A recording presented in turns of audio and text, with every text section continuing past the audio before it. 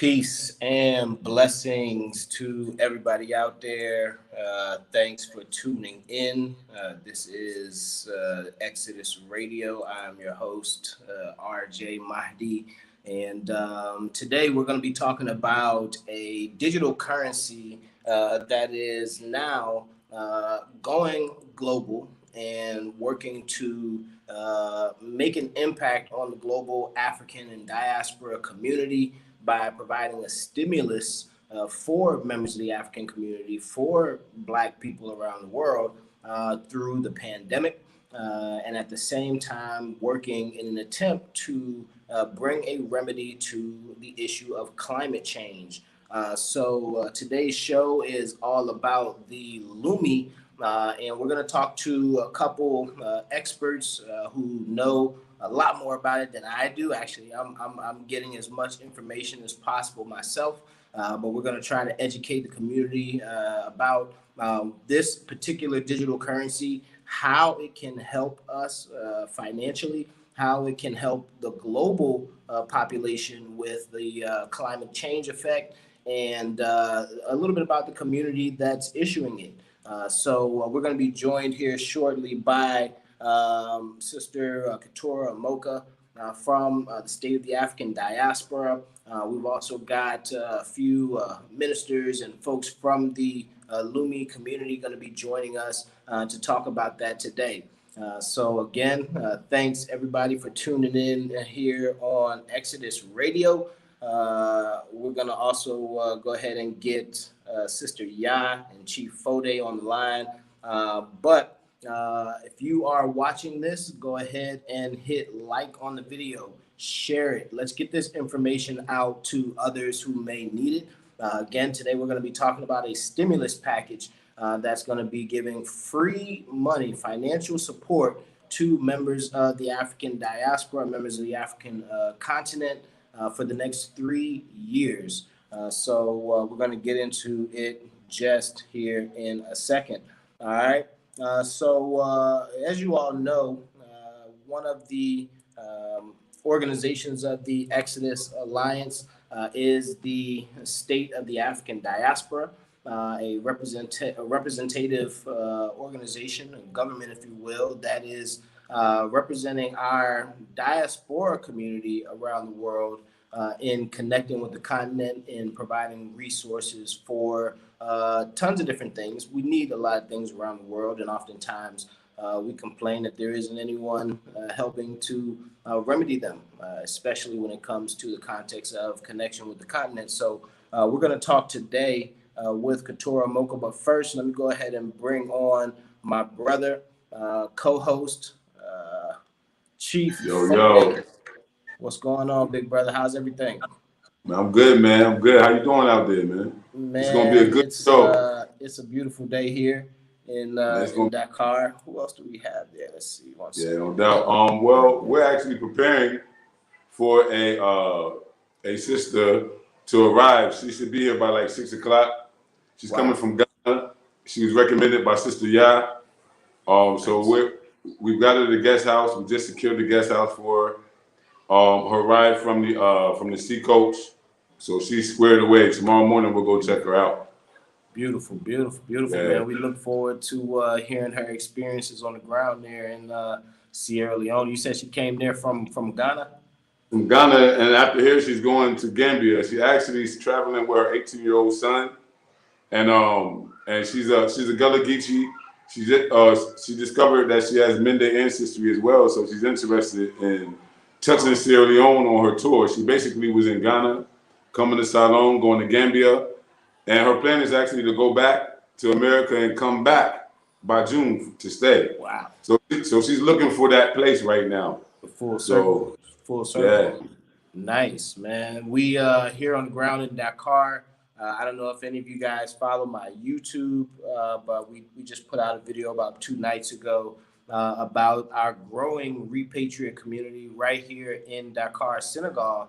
African Americans and others from the diaspora who have all began to make a life here in Dakar, in West Africa, the westernmost tip of the mainland continent. and the community is growing. I'm talking whole families, people with children, small kids, coming, laying down their roots, buying homes, building homes, renting apartments, starting businesses, getting residency. It's really a blessing to see, you know, these results finally being achieved, and you know, we thank everybody who's trusted us in that process. Yeah, because it's a great honor. In reality, it's a responsibility, but it's like a great honor. Like, we get to usher our people home and do the window shopping with them and be the advisor, and then be the relative they come home back to. So it's a very powerful position to be in, man. It's a great honor. Speaking of, as you know, my sibling and my first cousin, they'll be here next week. But just 2 days ago, man, 2 days ago, Monday, there was an announcement made in Sierra Leone that all of the people who came for their citizenships in 2019, who are part of the African Ancestry DNA testing group, they will be receiving their citizenship in Sierra Leone as descendants of Sierra Leoneans on January 5th, 2021, and the president will be announcing the Sierra Leone Year of Return, root tourism. And so we're already aligned and preparing for post-COVID, and our people are already coming. And the government is saying, well, if you got these DNA roots, come get your citizenship. And so this is a very powerful thing happening now in Sierra Leone that other countries around the continent need to be taking heed of, because some of us are going to come back and be Nigerian descendants, you know, Ghanaian descendants, you know, Cameroonian descendants. You've seen the Year of Return. Many of the celebrities came back, you know, and claimed their rights. And so it's becoming more popular because it's becoming more practical. And I think what's happening is that this new rush, it was not anticipated. The governments here haven't prepared for that. Like, they didn't market it. It's not their catch. You know what I'm saying? It's natural. It's naturally time for us to return, because it makes the most political, economic, and social sense for anyone who's trying to build a stronger family in this world that's a black person. Many people would like to remain in the Western world where we're outnumbered and overpowered, but Africa is just opening up new ways, man. It's looking a lot more beautiful. It's chilling that you should say that, because even, you know, with today's show being about the LUMI, a huge part of the mission, if you will, of the Maroons and what they're doing is to make the diaspora a partner with Africa in its development, in its getting rid of Africa's debt, improving Africa's quality of life. This is what it's all about, that connection of the diaspora and Africa, partnering together to solve Africa's issues, to improve all of our quality of life, because indeed, it is not just an African issue or just a diaspora issue, but it's also a global issue, and we are everywhere in this world. And so these kind of connections help us to build on that. So really quickly, with no further ado, I'm going to bring on my sister, Keturah Amoka, who is the Vice Prime Minister of the State of the African Diaspora. She is also, you guys may have seen her on Africa Day 2020 and other programs that we've done, but a huge inspiration and model for the Pan-African community. She's doing great work. Sister Keturah, how are you doing? Yes, good afternoon. Good afternoon. Yes. Mr. Mahdi and Chief Foday, how are you doing? Great. How you doing, Queen? Wonderful it's good to see both. you. You're looking mighty royal there right now. Are you still in the Gambia? Yes, still here in the Gambia. Yes. Nice. Yes, So really quickly, tell us, how are things going there? You know, what are you working on in the Gambia, and then we'll jump into the LUMI.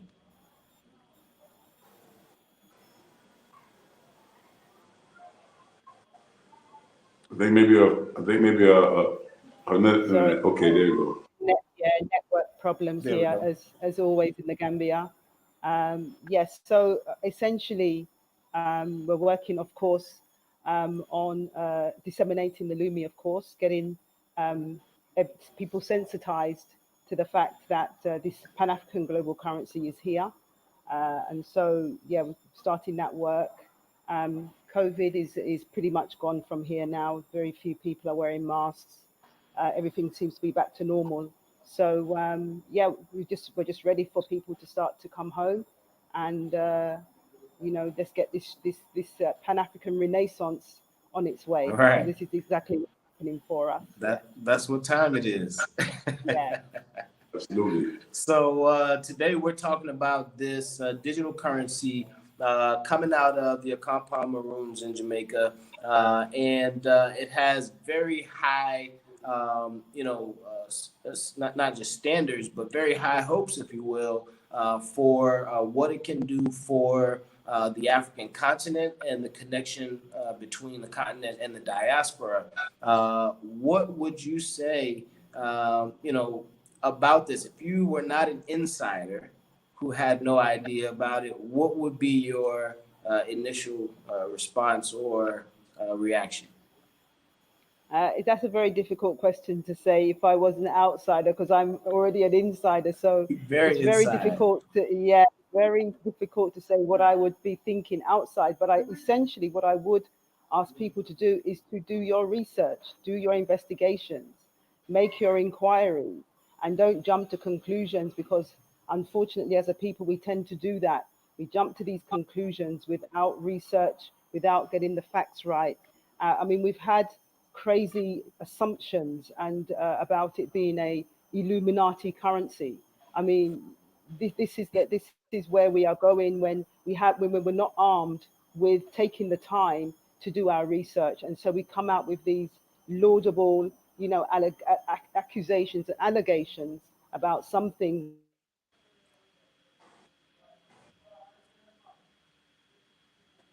Okay, I think she froze up. Yeah. 1 second. So Yeah. I think this is Can you hear us, network. Tor? Yes, I'm hearing you. Can you hear me? Right, we can hear you. Yeah. Yeah.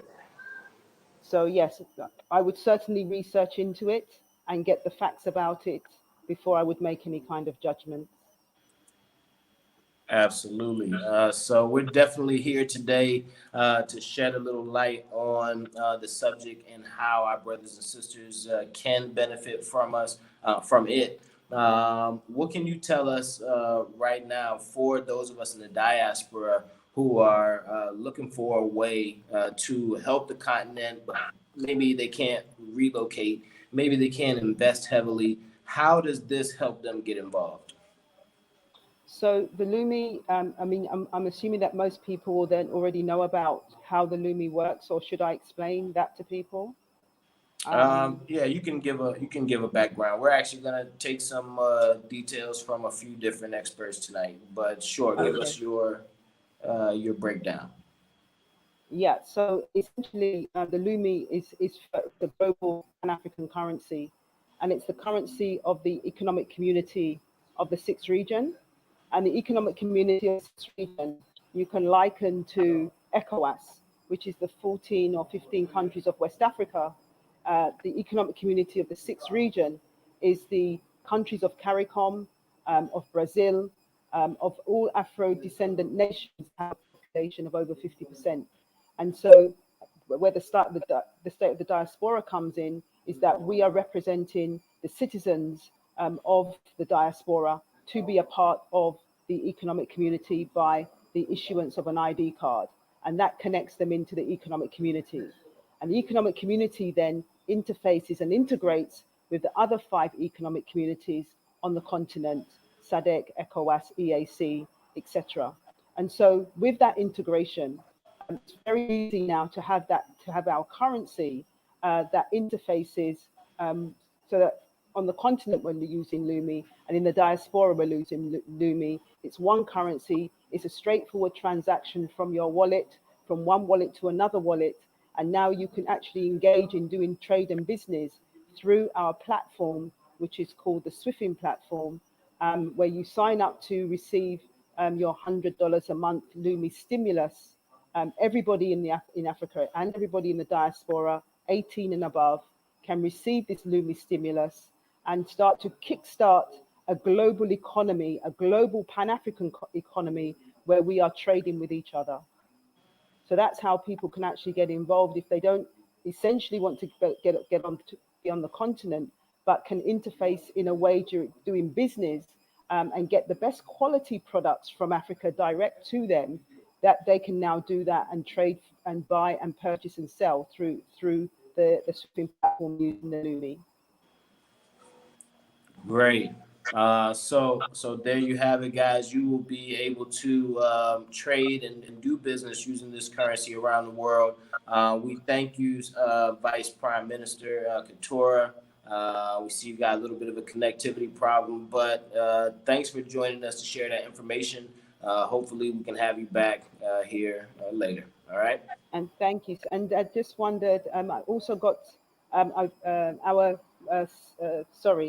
our second Vice Prime Minister, who may be with you or not, but he's in Jamaica, and he probably can give you some more information in disseminating the LUMI in Jamaica, so that people can see how it is flowing around the world. Right now, it's in over 60 countries, and the biggest uptake of the LUMI out of all the countries is the Cameroons, and from the Cameroons, it's coming down. I think the fourth biggest uptake is in the UK. So we have these charts, we have these statistics by which we can show how the LUMI is being distributed across the world and the uptake. So we're having about 2,000 sign up every week, or I think 1,500 every day, and around 3,000 to 5,000 every week. And so far, I believe, according to the statistics, we have nearly 90,000 to 100,000 sign up since October. Wow. Wow. That's right. That's great. That's great. That's right. So That's we powerful. are certainly on our way. That's Thank very you so powerful. much. It's only the beginning. It's only the And it's beginning. only That's the very beginning. powerful. Absolutely, That's only right. the beginning. Yes. That's Thank right. you. Thanks so much to Madam Vice Prime Minister Man, that's Katora powerful. Okoka for joining us and sharing that with us. Man, 90,000 signups already for the LUMI stimulus package just since October. That's incredible. Let's continue with that. And there is our co-host, our sister Yaa from Sankofa Repatriation Assistance Program. What's happening, sister? Greetings. Hi, brothers. How y'all doing? I'm sorry I was late, but you know, I did a show today on Sankofa that lasted a while. And then when it was over, the kids were like, oh, what are we going to eat? And then I got my refrigerator is at the repair shop. So I had, you know, I don't have anything. Every time it's time to eat, I have to go out and get something. So I said, in between shows, let me run up here and grab something for the kids to eat. And you know, of course, I just running a little late, but I know you all can handle it. Well, we're glad. I know y'all got it. To join us. You Good. already know. Hey, Sister Yaa. The sister will be landing here soon. The sister that you sent to me. So, okay, it says she missed her flight. Can you just tell me she missed her flight? Just now. So, but everything is set up for her. Kenya just said the sister missed her flight. Oh, she missed the flight. Okay, all right. Well, I'm pretty sure she'll be there on the next. Yeah. Well, everything here is already set up. Everything here is set up, established for to get established. I made a few phone calls. She said she wanted to go and visit some Mende people. That's her ancestry. I hooked up with her brother. He's like, man, whenever she's ready, we're ready. So we're going to do some cultural heritage with her and just, you know, make sure she's all right. Thank you. Thank you for looking out for me. Yeah, that's our sister. All right. Right. The connections all over the continent. This is how we doing it, y'all. We multiple countries, multiple families landing on the ground, multiple operations, getting them settled in. This is beautiful, man. This is like Garvey's dream, y'all. You guys are actually driving the dream. So, you know, this is important work. So today we're talking about this LUMI currency, We've got a few different experts on the line that are going to be talking with us today. We just spoke with Madam Vice Prime Minister Katora Amoka. This currency, like the more I learn about it, the more I like it. It really has some impactful qualities about it. And I think that by the end of today's show, we're going to make sure that everybody out there has the right information and can take advantage of it, get involved, use it. And hopefully this can be the beginning of a new financial boom for our people. Absolutely. I think that the great thing about it is that indirectly, COVID-19 really introduced the masses of people who wasn't looking at e-commerce, who wasn't looking at cryptocurrency, who wasn't looking at alternatives that really the rest of the world has been taking advantage of. You know, the people who dominated us have already been transitioning. And so now by force, those of us who, you know, are in the know, who are already trading or already traveling, you know, we're trying to grab this information as much as we can, create our own out of it, and then get our people involved because, you know, it's still early, it's still new. We always talk about intergenerational wealth. We talk about economic liberation. These are the means of achieving that, and especially when you have a sovereign group of people like the Maroons in Jamaica, where everybody in the world recognizes their sovereignty as a people, putting up their own resources and saying, let's do the LUMI under sovereign Maroon power. And that's powerful. Let me tell you why, because Malcolm X said that there were house slaves and field slaves, but he left out the Maroons. There was those that refused slavery, ran away, and built their own societies. He left out the Maroons. Now is the time of the Maroons. Marcus Garvey was a descendant of Maroons. Gullah Geechees fought a Maroon war for over 100 years with the United States government in the state of Florida. We are the living, breathing descendants of Maroon people. Maybe that's why some of our concept is naturally guiding us towards this direction. But long story short, we really got to educate ourselves about cryptocurrency. I'm not very educated about it. I'm a student here today. I will be asking some questions that might seem, you know, left field, but I think that it's important for our viewers to have absolute knowledge and representation and grabbing that knowledge from those who are get them involved. I think the first thing we have to make clear, and this is a mistake I was making myself, guys. So, you know, just trust and believe. I'm learning all of this myself. But one of the number one things that I learned about the LUMI just in recent days is that it is not a cryptocurrency.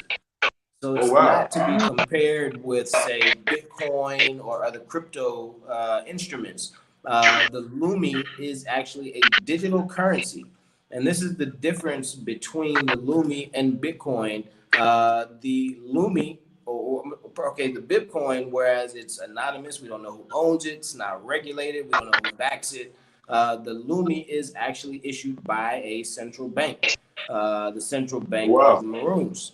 And it's also backed by solar renewable energy and also gold. So that's the first thing that I think took me into another understanding of this thing when they made the distinction between it and cryptocurrency. So we're gonna bring on some folks right now. We're gonna take some calls. I've got several folks on the line who are all connected to the LUMI.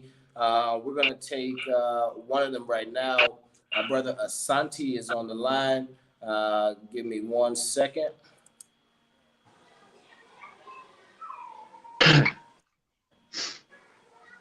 Peace, my brother. How you doing?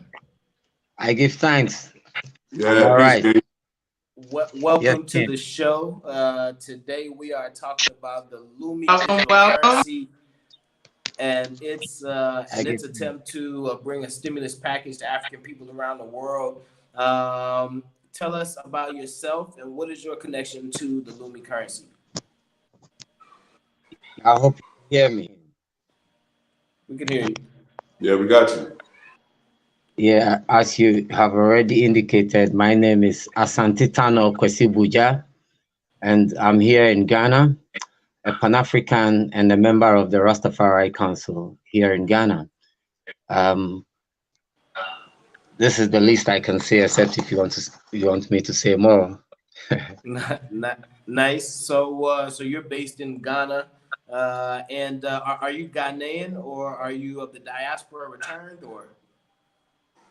I am such a Ghanaian, so well connected to those who are repatriating. Nice. Okay. So in terms of the LUMI digital currency, what can you tell us? How is this, beneficial for our people, and where do you stand on the use and exploitation of it? Well, initially people were a bit confused, as very new things make people confused. But as I speak, sometimes I have sleepless nights because I have to help people to be able to register. We have a lot of people in the indigenous areas who haven't understood what this digital currency means, are so much interested in it. They are so anxious to be able to trade with all the Black people in the world. So a lot of people in the indigenous areas, where I find myself, are so much interested, and like I'm saying, sometimes I have sleepless nights because I have to show people the procedure in the registration. A lot of people in Nigeria call me, in Cote d'Ivoire, and more people here in Ghana, because this is where I find myself. And so they are showing so much interest in it, and they are registering. In fact, when they first received their stimulus, they were extremely excited, and they are learning more and trying to understand the fact that very soon they will be able to trade with all Black people around the world. So you are a member of a team that is helping people in your area to register for the LUMI. Is that correct? That's correct. Okay, and you said that already the people who have registered through you, they've been able to collect on their first month's stimulus this past month? Yes, especially in November, we had a lot of people who got their stimulus package in November, which was the African Kingdom's LUMI, 6.26 LUMI, which is equivalent to about 580 Ghana cedis. And so in collecting your LUMI and your stimulus, that's 6.26 LUMI, where do you keep it? How do you store it? Where can you use it? What have you been able to do with it? Can you tell us anything about that? Well, we have a person like me advise those that I help to register that it will be better if they have that package in their accounts, till we are able to commence, the use of it in the in the whole world, because as we were advised, if you have the digital currency, you will be capable of transacting businesses with other people who also have the digital currency. And so Nice. everybody is excited to have that currency in their account. Right. And there are a lot of people day and night, they keep coming in. A lot of people want to get registered, and so they can also receive their package. Right. I have a question. So Asante, you're saying it was recommended to you that people receive and just hold it for now until we get a lot of our people around the world on it, and then we can do business with each other using that LUMI. Yes, that's what I did say. Okay. Okay, I have a question. Well, I actually have something to Yes, add to the Ken. conversation. First of all, thank you, Brother Asante. I was reading an article today. It was announcing that come January 1st, Africa will be home to the largest free trade area in the world. Although the African Continental Free Trade Area doesn't go so far as to create a common market or customs union like the European Union, it represents a major step in that direction. That trend represents an opportunity for a forward-thinking first mover nation to follow Estonia's example in Europe and become the e-residency pioneer for Africa. That's very important because we're talking about using electronic money and utilizing technology in order to facilitate our business and our trade. As of January 1st, all over the continent of Africa will be the largest free trade zone on Earth. And right now, when we're talking about LUMI, we're talking about how African people all over Earth can start putting their money into one place and start banking our own development in the process of this whirlwind that's happening. See, there's a whirlwind happening. It's the day of reckoning for a lot of our foes. We can't internalize the fact that they're falling, but we're actually rising from it. We have to be part of the rise, not the fall. And I really see that happening. But I want to know if you were familiar with this new development in African trade. Also, how do you see the LUMI being able to pioneer the road for how the diaspora can even create other LUMIs, in other places? I think that the LUMI strategy is so dynamic, especially being a person who has been on the continent for 8 years. There's a lot of infrastructure that we need. I need to be able to sit in Freetown and do e-business all day with a business group. We need to be able to control import, export. Now, the reason why I'm saying about this trade is because this trade agreement also gives us the cause to now approach these governments for better policies related to trade between the diaspora and the continental countries. So I just want to get more feedback from you in terms of that and how you see the LUMI being a complementary component of that. As we all aware, every country on the continent has its own currency. Now, the Francophones, however, have the CFA, which is utilized in almost every Francophone country. But apart from the Francophones, the Anglophones have their own, currency. But looking at the climate change and, this COVID that took us unaware, the LUMI is coming to play a very exceptional role to be able to bring us together, to be able to trade among ourselves, no matter where you find yourself. The opportunity for embarking on the registration to be, to be able to have the stimulus, for instance, is for all the Black people, no matter where you find yourself on Earth. So I strongly believe that very soon we actually would see the materialization of the description you gave as, pioneering this ability to trade, on the globe, and is very positive. The future for us is very positive. Talking about this LUMI is so exceptional. I hope you can hear me. Yes, brother. Yes.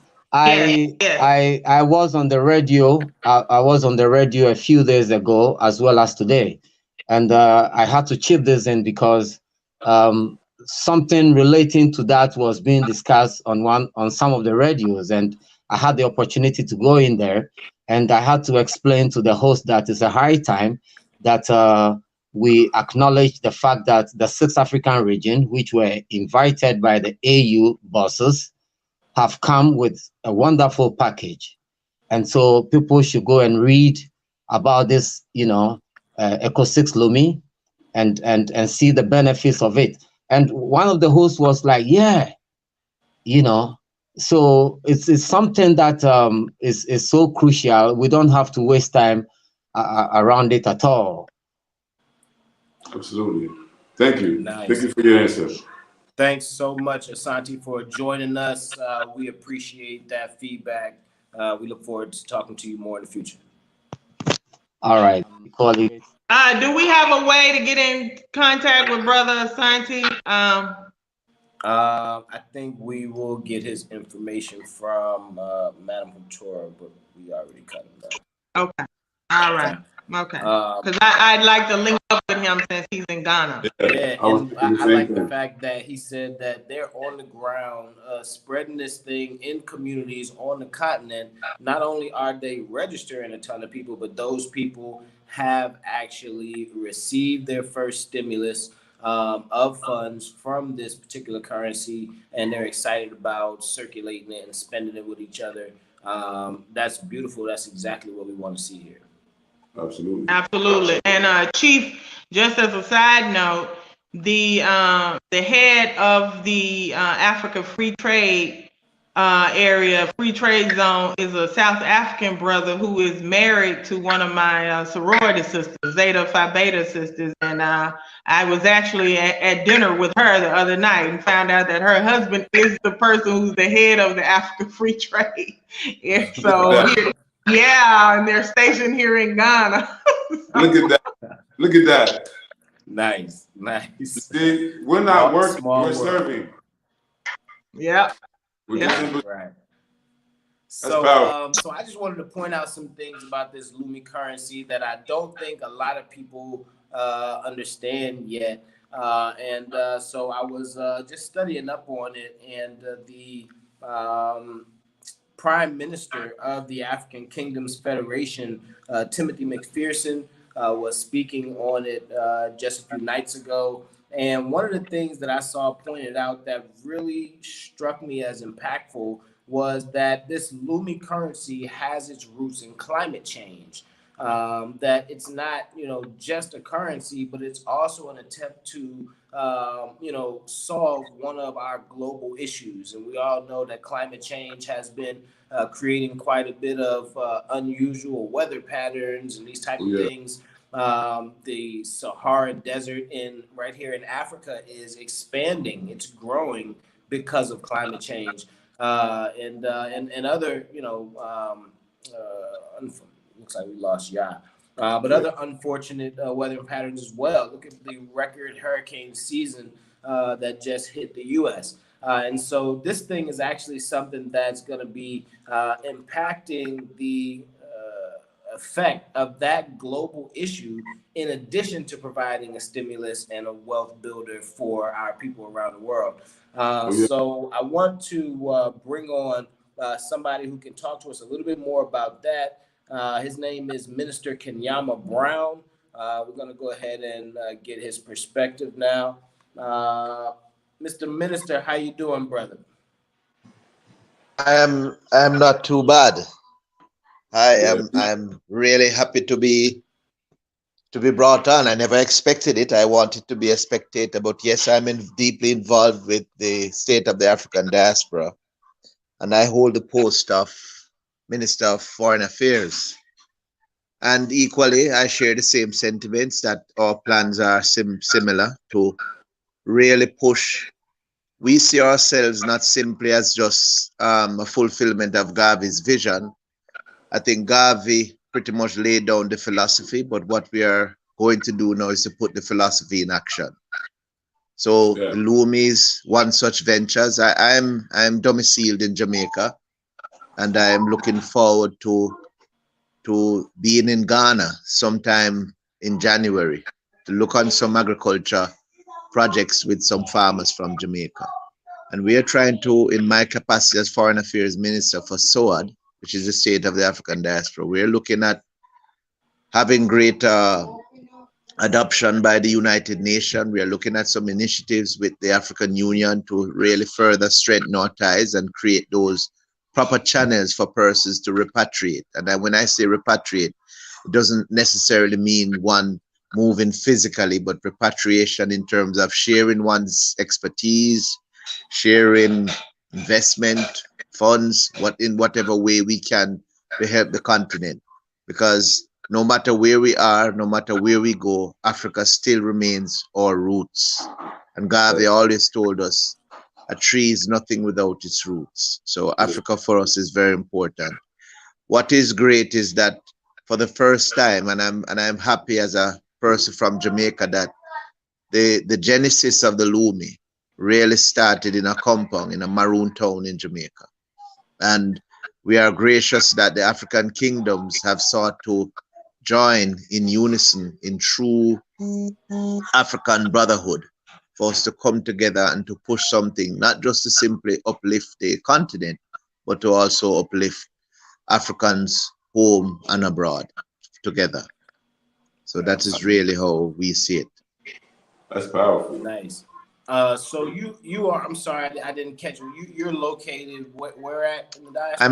I'm located in Spanish Town, Jamaica, as we speak. Yes. Spanish or Jamaica. Okay. So Great, I'm a minister with the State of the African Diaspora, right. and it's a very unique organization of many of us from all over the world, and we are Right, all right. working on one mission, which is to create that brotherhood we spoke of, and we want to do so socially, economically, and culturally, because there's a lot of cultural similarities that we share in music, in dance, in fashion, and I could go on.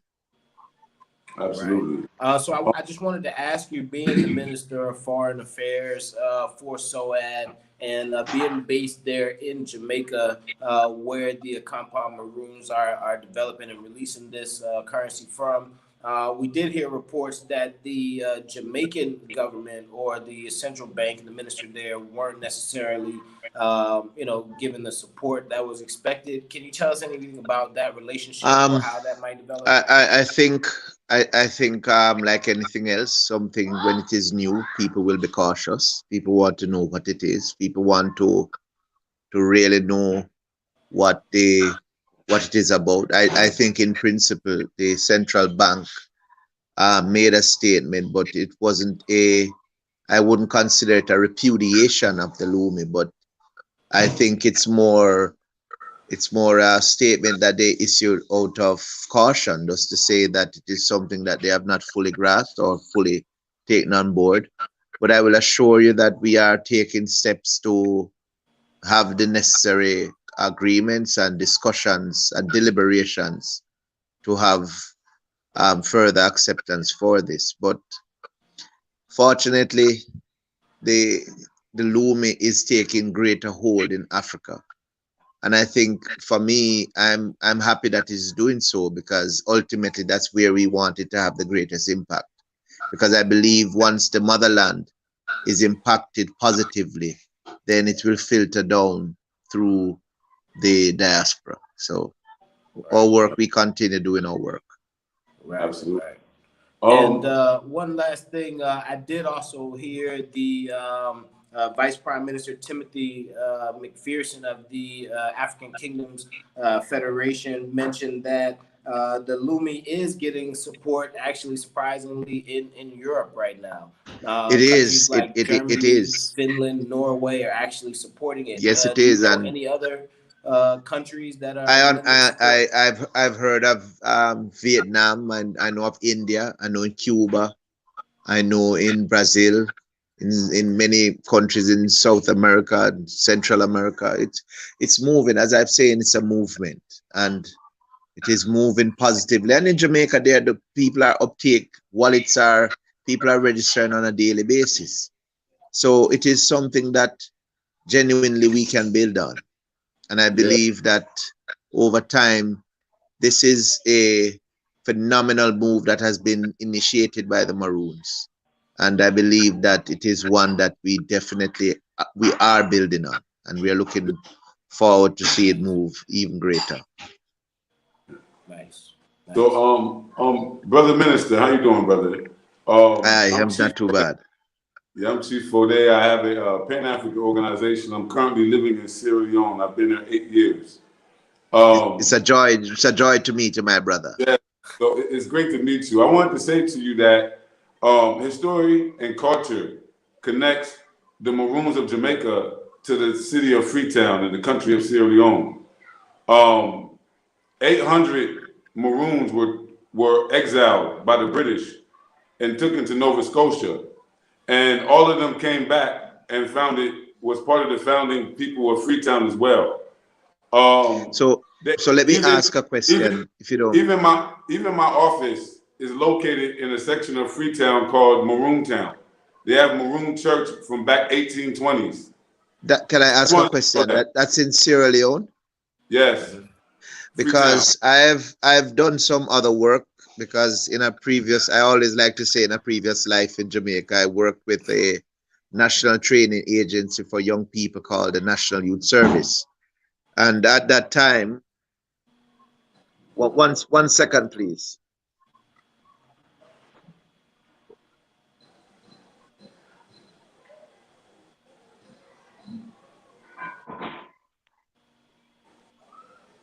I'm so sorry. A call came in and I'm it's got affected. No, I'm saying previous life I worked with a government agency called the National Youth Service, and I coordinated an international exchange program between Canada and Jamaica, and I think one of the host communities was in Halifax. And I actually went in Halifax in Nova Scotia, as you said, and I saw the citadel that the Maroons built. And based on the history, I understand that the British wanted to get rid of the Maroons, so I think they told them stuff to make them go to Nova Scotia, but it ended up not being entirely what they had agreed upon. But I understood that quite a number of them stayed in Nova Scotia. So now I'm hearing another part of the history, that they actually they had moved back to Sierra Leone. Is that correct? 800 of them, Traoré Maroons, they moved back in 1800 to Freetown, Sierra Leone. They were brought back by the British. They came back and they actually helped to put down a rebellion here in Freetown that was being led by the Nova Scotian rebels. And so they came back and they put down the resistance with the British. They were British loyalists. They actually signed a treaty with the British to end some conflicts in Jamaica. And then after they signed the treaty, the British just forcefully removed them and took them to Nova Scotia. And so they was trying to incorporate the Maroons into the British military, you know? And so when they had a rebellion in Freetown, they brought them on over. And after the rebellion, they gave them the land of the rebels, and now today it's called Maroon Town. That's where my office is at, Maroon Town. Wow. I don't know what happened with the minister. It looked like he got cut off, but we thank. Yeah, I just got cut off. Mine just cut me off too. Just kicked me out. But this is interesting, guys. I mean, we are really at a different time in the history of the world. What they're calling the fourth reset. This thing is really serious and all inclusive. It's not any one particular sector or geographic location or even affecting one particular people. So, you know, what we see right now with the diaspora lending this kind of support through a currency like the LUMI to free Africa of its debt and to stimulate the economy of the African people, this is unprecedented. I mean, we're literally looking at history happen here. Right. Yeah. And Chief, just to go, you know, you have made a point asking him about Jamaican government. I don't know if it was Chief or RJ about, you know, whether the Jamaican government. See, this is the thing about currency. Currency is whatever the people choose. Currency used to be shells, cowrie shells that came out of the sea. That's what people used to use for currency. So the currency is whatever you, me, RJ, everybody, all of us agree that we want to use, you know what I mean, to do business with. So that's one of the things that I love about, you know, cryptocurrency. I know this is not cryptocurrency, it's digital currency. But my point is this: whatever we decide, we the people decide that we want to trade with, we want to do business with, nobody can stop us. If you say, Sister Yaa, I want to buy this, you got this, you want some of them pineapples, and I'm willing to give you this many LUMI for it, and I'm willing to accept the LUMI for it. Nobody can do anything about that. You understand what I'm saying?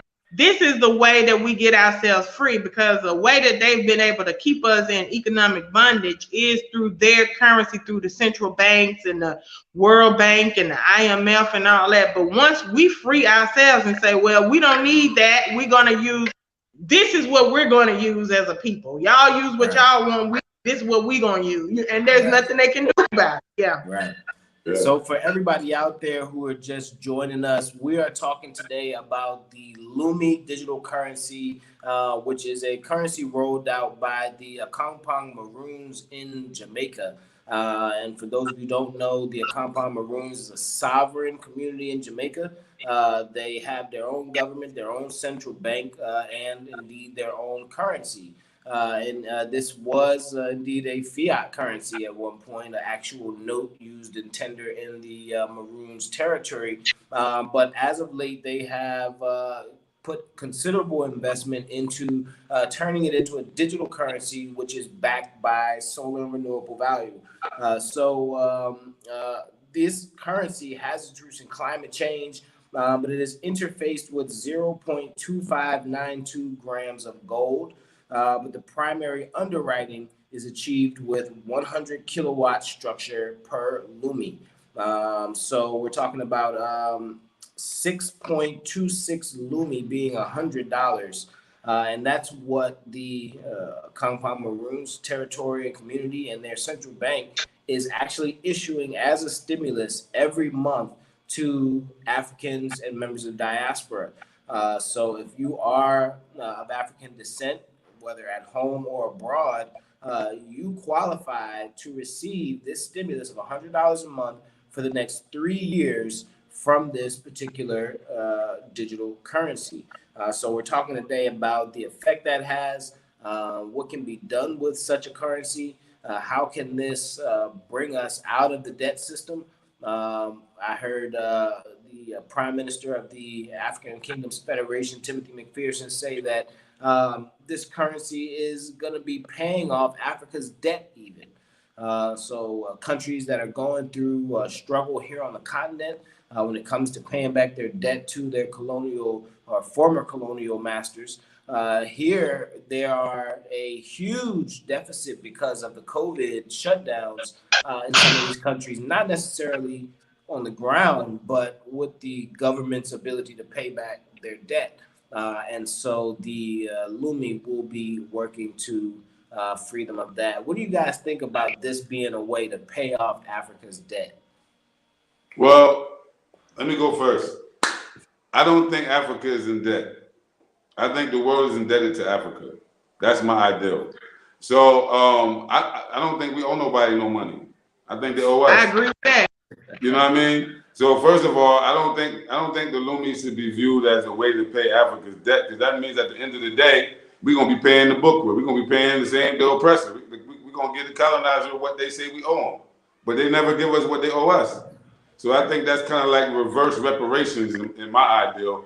But I think that the LUMI can be reparative. I think that it really can help us, especially in certain industries like agriculture, trade between ourselves, and travel, because travel and tourism is a big industry, and it's growing all around the world.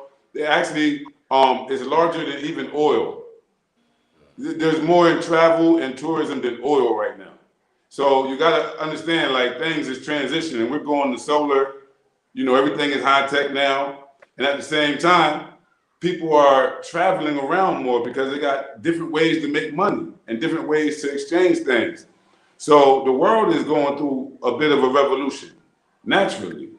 And it's because of the ability of technology to put us in a social space where we don't even have to know each other or see each other. You understand? In order to be part of a common economic pool. What I do like about the LUMI is that it's part of the 6th region. And I know the history of the 6th region. I know that there was the independence struggle kicked off, especially by Kwame Nkrumah, who immediately pioneered what came about, the Organization of African Unity. And of course, by early 2000s, it became debunked. They came with the African Union now. And the difference was that the Organization of African Unity was the unity of African states. And the African Union was seeking to organize the African people. And so when you say people, you can't have what some scholars call a Selene consciousness, meaning that Africa is only the continent. You have to say all of the African people in the world belong as a part of this governing body that represents all African people in the world. So the ideal of the African Union was supposed to be an evolution of what the Organization of African Unity was. And in doing that, they also recognized in their constitution that there is a sixth region of Africa. Before they had 5 regions: North, South, East, West, and Central. They didn't include the diaspora in Africa's politics or economics or future or development. Right. But as early 2000, around the same time as 9/11, Africans on the continent were saying, yo, we need to do this for the people. And at the same time, they was able to say, we need to include the diaspora. The diaspora must be a region of Africa. And they did that. The AU Constitution recognizes every single African outside of the continent of Africa as a member of a 6th region of Africa. And so many of us don't know that. We don't understand what that means. But what it means is that we now in the diaspora have the ability to work directly with African people, not African states, African people, economically, politically, socially, and culturally in a way that we have not been able to do in centuries and probably never before. And so we're definitely living in revolutionary times. That's why it's rough. That's why we're going through the spells of losing family members, falling off to the side. They just ain't getting it. This is why we're going through. It's a process. That's what Garvey called the whirlwind. And you know, on this particular show today, we've said Garvey like 10 times, different people. And I just want to say, Marcus Garvey was a man, just like me, just like all of us. He had errors, he had mistakes, but the ideal that the man was able to bring into fruition at a certain time in our history has resonated throughout that time until today. And now we're seeing the actual manifestation of seeds that was planted by millions of our ancestors 100 years ago. And so in reference to that, I just want to say we lost the son of Marcus Garvey last week. Marcus Mosiah Garvey and Amy Jacquez Garvey, they had 2 children, 2 sons. One of them is Marcus Garvey Jr.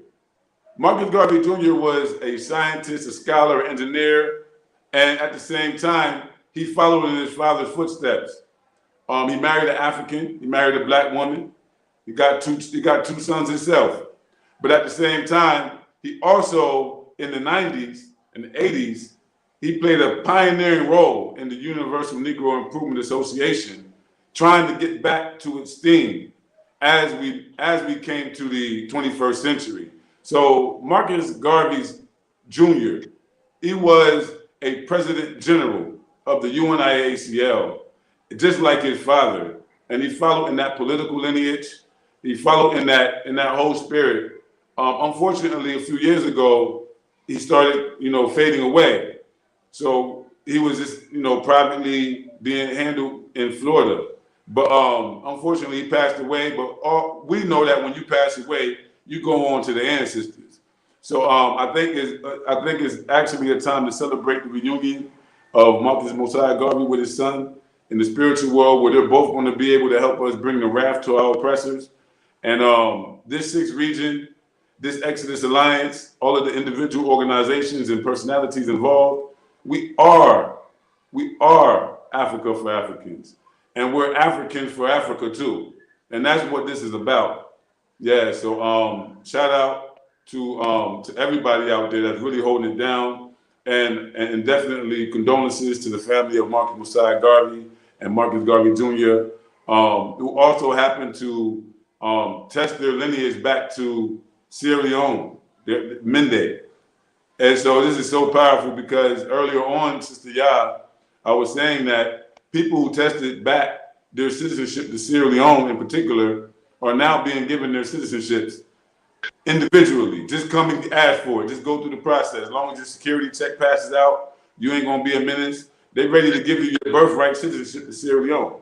And they have a large group that's going to be getting it on January 5th. They took years. It's been a process. There's been people who no one in the world knows yet that's been fighting for this right, for people like us to be able to come and make Sierra Leone our place of resettlement. And so it's been very powerful. It's been very, very powerful. And we have just entered a whole new level. A whole new level, because now that we have a partner in Africa, a government that's ready to extend citizenship based on our root connection to the country and the people here, then we have an example in one country that can be replicated throughout the other 53. And we also have a pioneering group of people who are ordinary people. We're not fancy, we're not rich people, but we're devoted, dedicated people. We love Africa. And to see that we got some in the door means that we're going to get some more in the door. We're going to get some more in the door. So if y'all know people out there who are Sierra Leonean descendants, who are seeking to connect with Sierra Leone and want to really seek their citizenship through the African Ancestry DNA test, I could definitely be contacted. And we have cultivated some connections with the government over the years. We have a good rapport. So we can make sure that you're transitioning, that your application for citizenship doesn't get ignored. That's really what we want to make sure, is that more people get to come home and enjoy the rights of citizenship in Africa. Yeah, absolutely, brother. You said a mouthful. I agree with everything you said. And let me just add that it's a wonderful time to be alive. There's some things happening that we only, that the Honorable Marcus Mosiah Garvey could only have dreamt about. He visualized it, but now we are living in the times where these things are actually happening. And I just feel, so inspired. And like I said, it's a great time to be alive, to see these things happening, to see that we are recognized as part of Africa in the African Union, to see that we have a government within the African Union that is working on our behalf and pushing our interests on the continent of Africa, to see this money that's coming out just for Black people worldwide, that, to lift ourselves out of poverty. To see these different organizations on the ground and brothers and sisters coming home. I'm talking about every day, bro. Every day they coming through. I got a family that's here. They came in, a family of 5. They were here for a couple days, but now they went to Cape Coast, but they're coming back here with Sister Yaa. When they leave Cape Coast, they'll be here until they leave. I got a father and his son, adult son, flying in from Vancouver, Canada on Friday. I mean, it's just like, I got people calling me like, Sister Yaa, you got vacancies for March, you got vacancies for this day, you got vacancies for after New Year, you know what I mean? I'm like, yeah, y'all come on home, Hey, sis, let me tell you, that's dope. Yeah. Because I remember when you came the last time and you went back, you said, you know what, I'm gonna go spend some time in America, but when I come back, yeah, it's time. And that's exactly what you're living, man. It's so good to see you walking in your purpose, because I remember before you came. I remember when you was in Virgin Islands. I remember when there was just short conversations. Hey, how you doing, sister? Yeah, brother, how you doing? To see us here now, to see us here now, to be able to be part of this moment, it's it's overwhelming sometimes. Like, wow, is this really happening? And it's powerful. And for our viewers, we love y'all. We love y'all, because what we're doing is not easy. And even to, open ourselves up and leave ourselves vulnerable for people's attacks or critique, that's not easy. So we have to make sure that we got our shit straight. And Sister Yaa, you getting it popping. And the same thing here. People are coming back. People are coming to venture and see what's going on. America ain't no joke right now. Right. Latin America ain't no joke right now. Africans is coming from different parts of the world right now looking for their place in Africa. It's not just us, y'all. It's not just us. I mean, we all got pioneering roles to play. This whole generation is a pioneering generation. It's powerful. It really is. Yep, absolutely. And all of, a lot of you that are, watching us and watching what we're trying to do, everybody got to be a leader. Honestly, the way, because it's too much to be done. So Yeah, it's not just sitting around waiting on Chief and Sister Yaa and RJ. Everybody got to take up some part of this struggle and lead the way. Everybody got to play their part. So man, it's just, I'm just excited. I'm excited to see. I remember growing up, Chief, in Mississippi. I remember where, the last thing in the world you wanted to be was an African. The last thing in the world, I mean, somebody called you an African, it was the most offensive thing in the world. And to see in my lifetime that change, like people are like, yes, I'm African. Not only am I African, I'm going to Africa. You know what I'm saying? I'm telling you. And finding peace and finding happiness and finding love and acceptance from my brothers and sisters over here, man, it's powerful. It's a powerful thing. There is really something happening. There is you say it's the whirlwind. That might be the best description That's for it, it. but definitely something is happening. Yeah, it's going down. It's really going down. That's why I like to really focus on the historical connections, because the historical connections will tell us why where we're going and why we end up where we are. It's like the ancestors are literally choosing who based on personality, based on a lot of things. It's like we're selected almost, because there's so many people like us who grew up in that kind of environment where it was like hostility towards African Africans naturally. That's part of the white supremacist system. We was already encouraged to have a negative image of Africa and hence ourselves.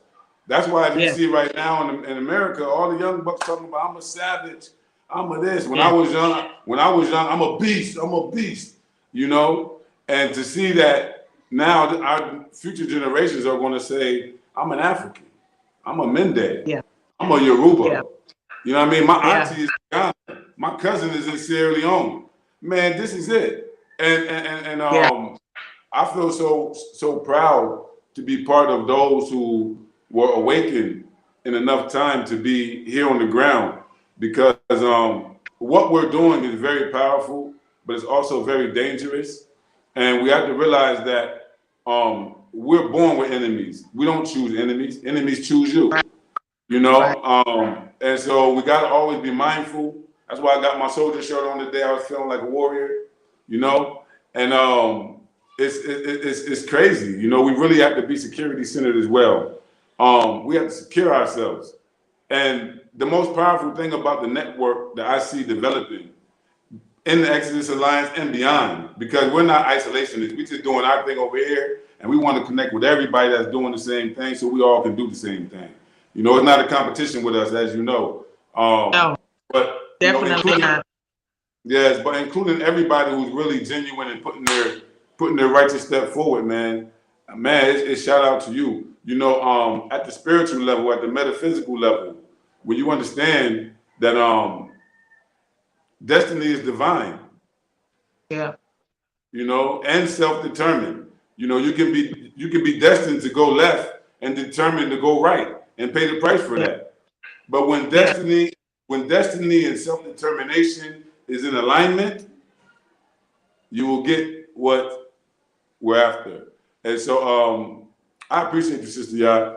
And the sister, we're going to get it squared away. I think she'll be here on Thursday now, but we'll get it squared away. Okay. All right. She may come back to me tonight. She sent me a message, let me know that she missed the flight, and her and her son probably going to come back here tonight. Okay. We'll get them off, where they need to be. No problem. So yeah, man, I did a show today. Do we have any other guests waiting to come on, RJ? Yeah, we actually do. Sorry, I had to step away for a second. But I mean, this conversation is so necessary. I love what Brother Foday was just saying about the importance of this and about the importance of the communities coming together and providing each other with support. We all got to be soldiers, my brother. That's a fact. That's right. Everybody out there, we have to. What the one thing that I feel like we need most with our people all over the world is to just be on code. We've got to be on code about things that are beneficial for our development. We have to be on code about, standing against the things that are detrimental to us in our communities. And every last one of us has to be a soldier in our own right. So thanks, That's Foday. right. That was real. It's powerful. Exactly. You have to, even in your own families, y'all that know the answer, y'all that know the right things, you all that are listening to us, and you know that what we're saying is true. In your own families, you're gonna have to be the ones to lead your family and tell them this is how we gotta move. That's right. Yeah, if not you too. Yeah. So That's we right. do have Look. another guest. We're going to bring on a sister named Ambassador Jasmine Rowe.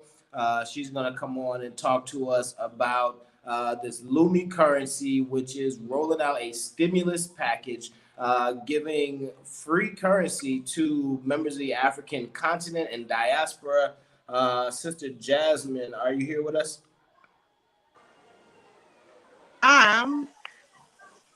Good afternoon, Ghana. Peace Yes, and greetings. blessings, Ambassador. How you doing? Peace, Queen. Greetings and greetings, Sister Yaa. A wonderful talk I just heard, I have to say that, I understand what you're saying about it's going to be you all that's telling the families, and it's not as bad today as it has been for us as Rastafarians, as you know. I mean, from the 30s, 40s, 50s, 60s, because the Rastas has been saying back to Africa, they were victimized, brutalized, murdered. So, the baton is passed on to you, even though we're still there to encourage Africans to know who they are. And now, as for, I didn't realize I would be doing a talk on the LUMI today, but I am 100% for the LUMI. The LUMI currency is our currency, Africa's currency. It's a currency that we are now using, Africa and the diaspora. And I don't know if Brother Timothy is here at the moment. Is Timothy arrived? I'm not sure if we have Timothy yet, but he should be on before the end of the call. And well, I've got mine, and I am one of those. I didn't repatriate to Ghana, but I have been a regular in APAM, and I am residing in Ethiopia, where I've been for 20 years. We have also got the LUMI working there, and realizing as well how great it is, because as much as we have our stimulus, we can buy and sell with each other. As most would know, if you are in Ghana, for instance, your CD, you cannot buy nothing in Ethiopia with their birr, and you cannot buy with the shillings from Kenya. But with the LUMI, we are able to purchase from each other around the world. So we have all those who have registered. You go to the Eco6, eco6.lumi, and register there. Once you have registered, as an individual, you will receive equivalent to $100. It's going to be equivalent to, but it's actually 6.26 African Kingdom LUMI, which you will receive. That African Kingdom LUMI that you receive, we recommend that you buy and sell with each other as Africans on the stimulus platform. It is ours. It's not every money we get in our hands we have to give to the colonials, and I hear people saying, oh, why can't I change it into pounds or dollars? Why? Your LUMI is worth more than the pound or the dollar, and it's yours. It's yours. You put in your LUMI out there, now they're gonna play on their stock market, and next thing you know, our LUMI is worth nothing. So right now we're getting the LUMI, and it's paid out on the 28th of each month. We have businesses that's registered, because businesses, community groups, merchants are registered there, so we can buy and sell from each other, and that is the good thing about it. We are recommending, though, also you get businesses to join, to actually register, and also push your governments around the continent, because I do feel it. For many of our governments in the African continent, as well as in the Caribbean, because when it was said about independence, as this generation is seeing, there is no independence. There is political independence, in that we can have somebody else standing in front of us, as in a prime minister or president, but the hold of the colonials is still on our ministers who are running our countries. So it's going to take the people to actually make sure there is a change. For centuries, we really relied on our governments, not understanding too tough what is a prime minister or what is a president of a country. We just see them there and we think that they are supposed to provide jobs and do things. No, it's the people. We, the people, build the economy of our country because we do businesses, we build businesses, and we employ people. Governments may have their governmental offices that they employ people in. That alone does not build an economy. And in our situations and places that we are living, you can see where governments in our countries are tied. They are still controlled by the colonials, and whatever information they give to the people is according to the colonials. You know, I am working where I work in Ethiopia. I see it clearly. And people will say a lot of things about the Africa Union, but because I see what's happening there and the threats, we have seen those African leaders that stands up. They may kill the individuals, but they also can target the whole of that area. Look at Ebola, look at, not to go down the line too much. Look at our situation in America, in the Caribbean, in England, and the places. People take it for granted what happens to people of African descent in the Western world because the media control. The media control. More importantly, now we need to have our own thing. I can 98% say, if we as a nation, an African continent, and in the diaspora, if we had our own hospitals, would we be getting these figures coming out saying X so many Black people have COVID-19? No, No. I doubt it. We would be doing our own tests. We would be taking care of our own patients. We would be doing our own Absolutely. art. Right now, Absolutely. the same man, the other man that wanted to wipe us off the face of the earth has everything that we need in their hands. Our food is coming from them. Our medicines is coming from them. Our hospital care. All these things are still in their hands. And right now, they are just using this situation with the television, I call it, to control, in that they are using television to feed information to frighten our people. And many people are getting frightened, and it's causing them to be ill, mental illness as well as physical illnesses. But I would suggest that all who gets the chance to sign up for the LUMI, get the businesses to sign up for the LUMI, get your governments, because you see the thing about the situation, right, with the LUMI, if our government in Africa and the Caribbean are all on board, hey, we have got rid of the colonial. Absolutely. Because with the LUMI, because of the solar of the light, even though we've got that extra bit of gold there, if we can get rid of those debts that they have placed on the continent, get rid of them, then we can get rid of them. You understand? Once we get rid of them, then we can give them our bill because we have resources that they need. In fact, just about everything we have on the continent, they need. And if we can say, okay, then the African government is agreed and get the finances, pay off the bills, get rid of them, then we can bill them for our reparations. Absolutely. Okay, I think other Timothy's just arrived. I'm not sure. Where's RJ? I guess if he's arrived, yes.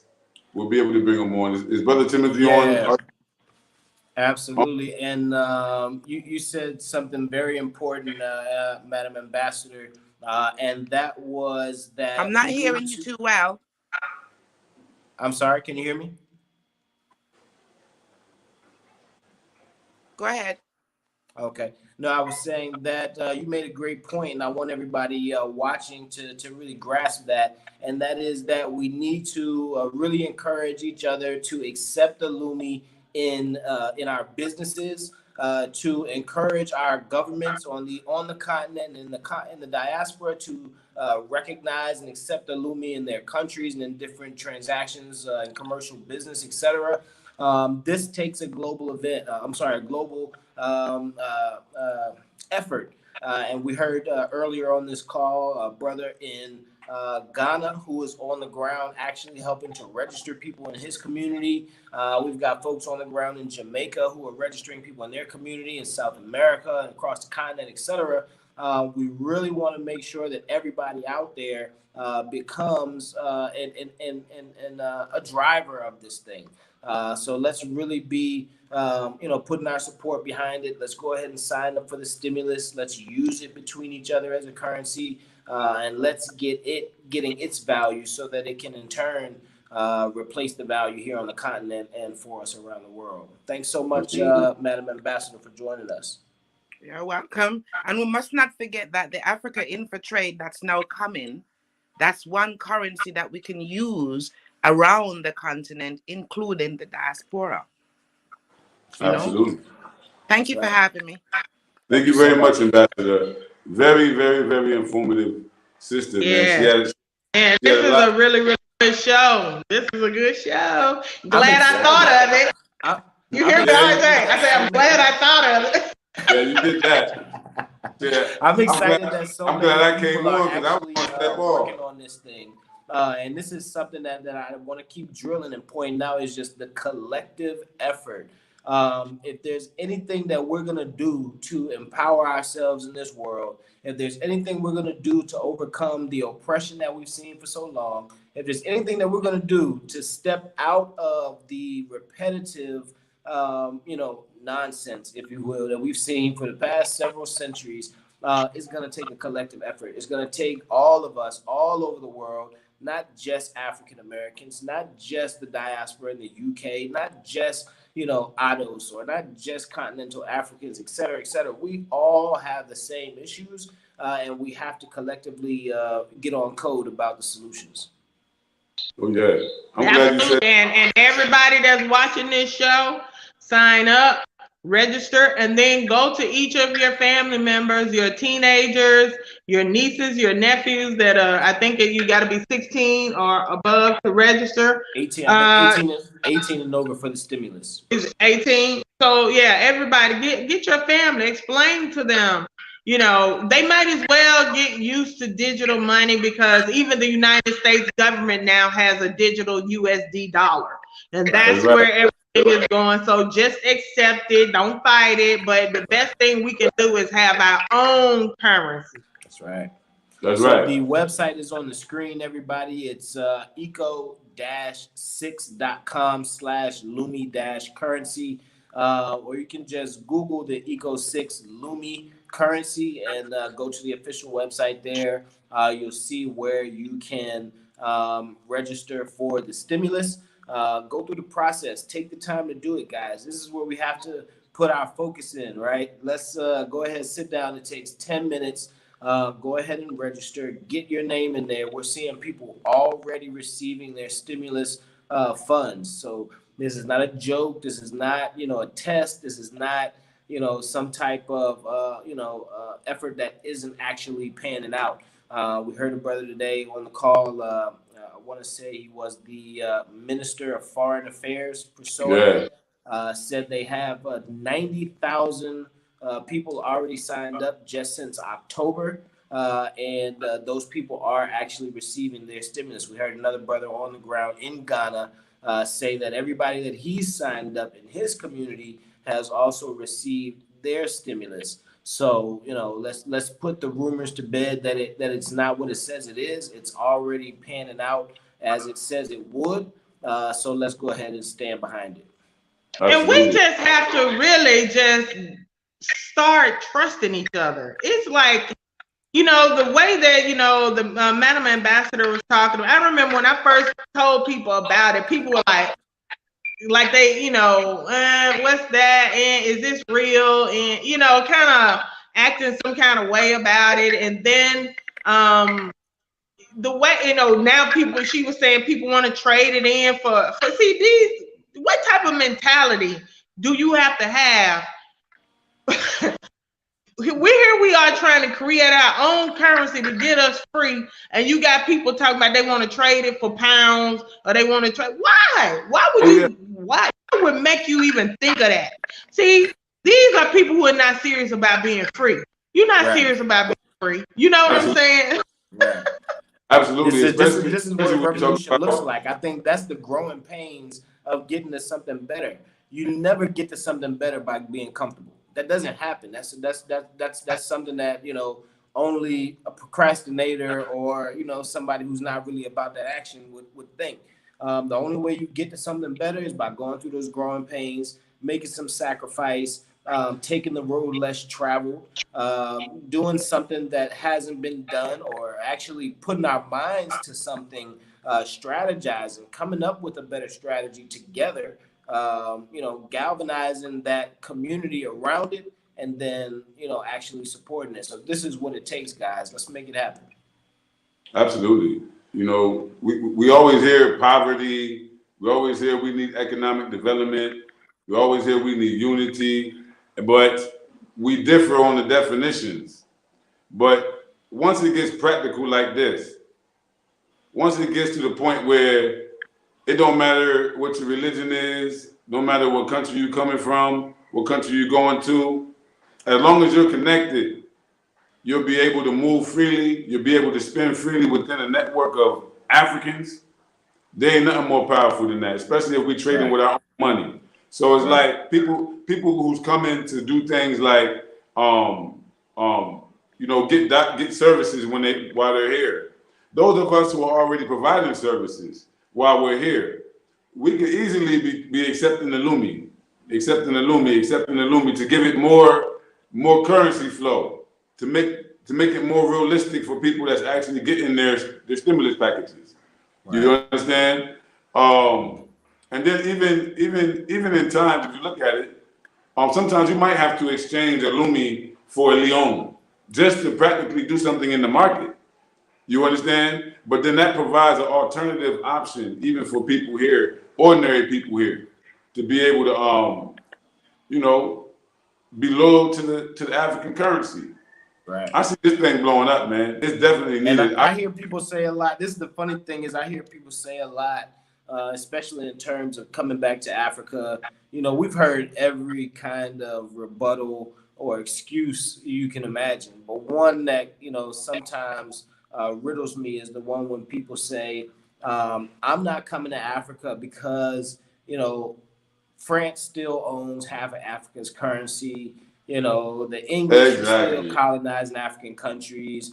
Africa owes all this debt to Europe. We hear these regurgitated excuses, but rarely do we have an opportunity to actually affect those things, to actually put our economic power into a currency that is, not one of those, or to be able to actually affect our own trade and our own movements when it comes to how we shop with each other and how we do business.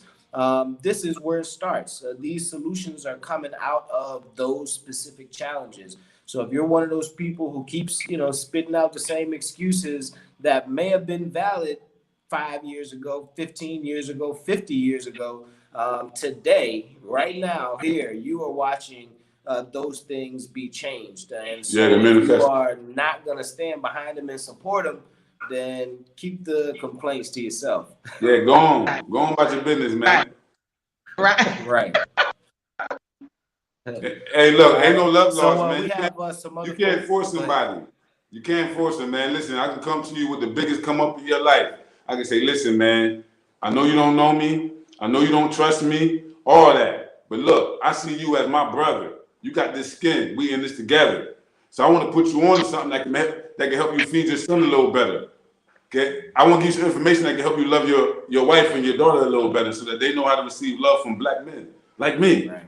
I want to teach you this, and they be like, "Man, get the hell out of here, Negro."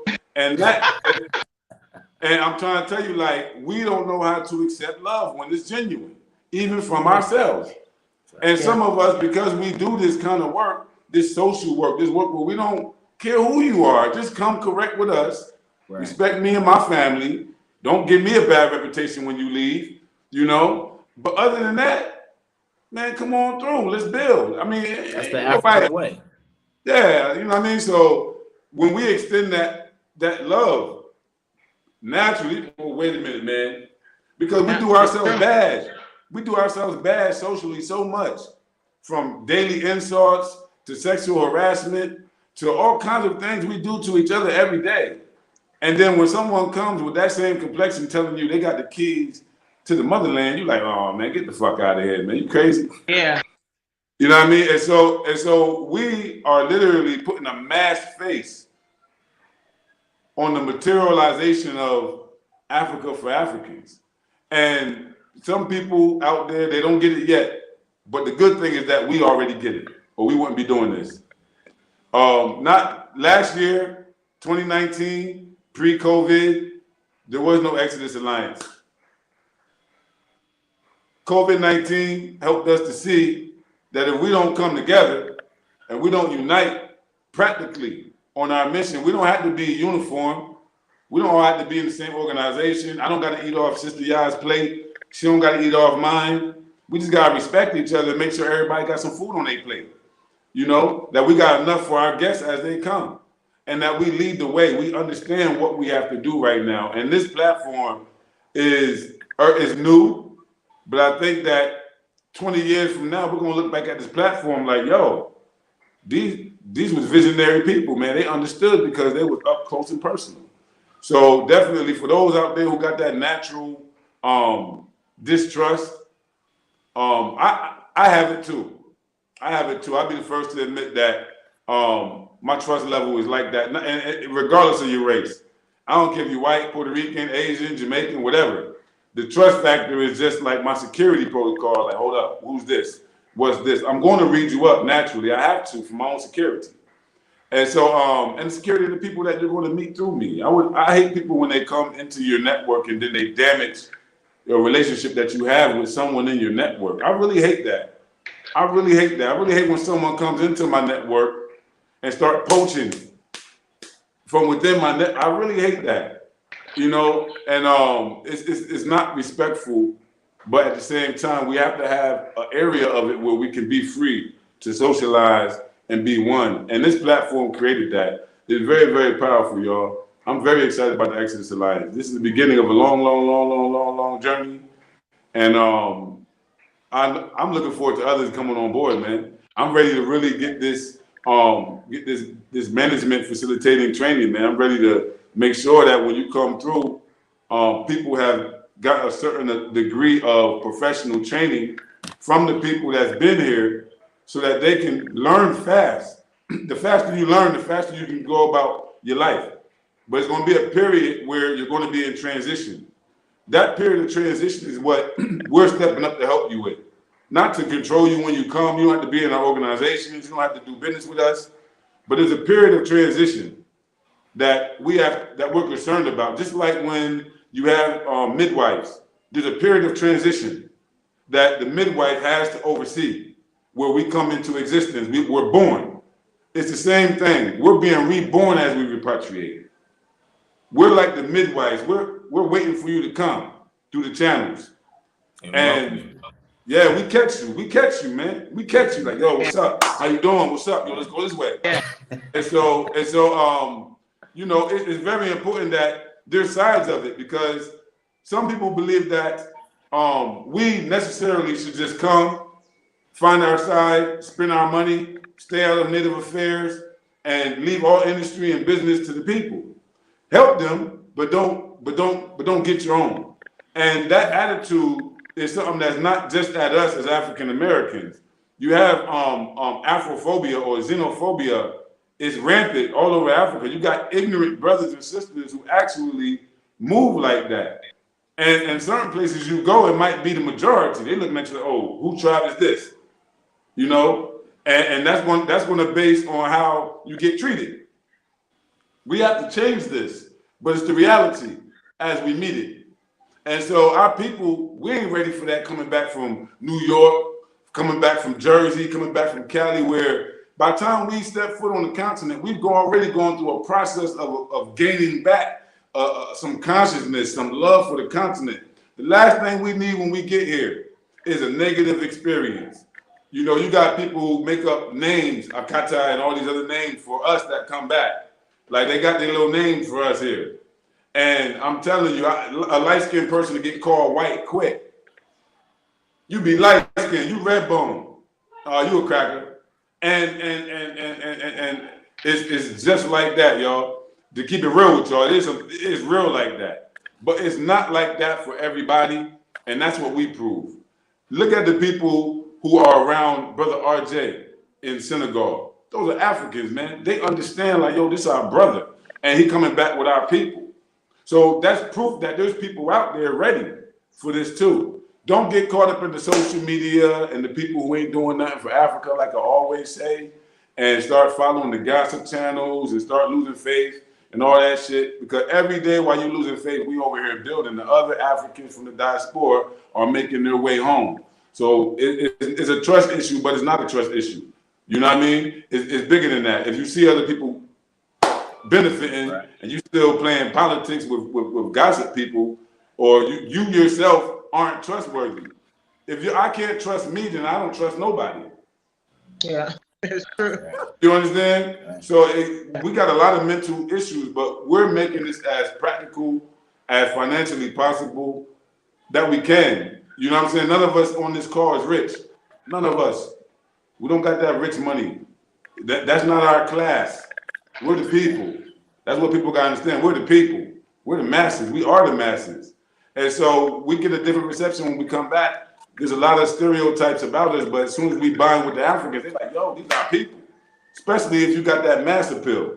You know, if you can walk into West Philadelphia and walk up in the barbershop, total stranger, and get a haircut and breeze on, nobody deal with you, you're surviving Africa. You ain't gotta worry about nothing in Africa. You know?